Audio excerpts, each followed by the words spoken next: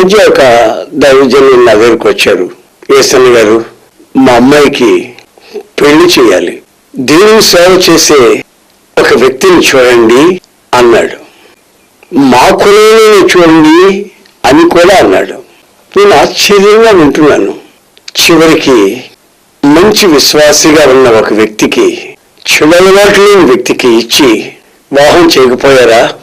సేవకుడికే ఎందుకు ఇవ్వాలని మీరు అనుకుంటున్నారు? ఆయన అంటాడు, అన్నా నాకు 3 సంఘాలు ఉన్నాయన్నా. ఒక సంఘం నేను చూసుకుంటున్నాను, మరి ఒక సంఘాన్ని కట్నం కింద నా పెద్ద కూతురికి ఇచ్చారన్నా.